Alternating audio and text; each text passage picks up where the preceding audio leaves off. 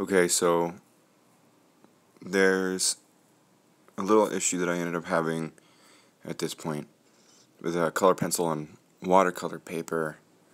I didn't know that with how much saturation that I normally do, I would end up ripping the paper a little bit, and then it doesn't blend as well. So right here I end up kind of just fucking it up.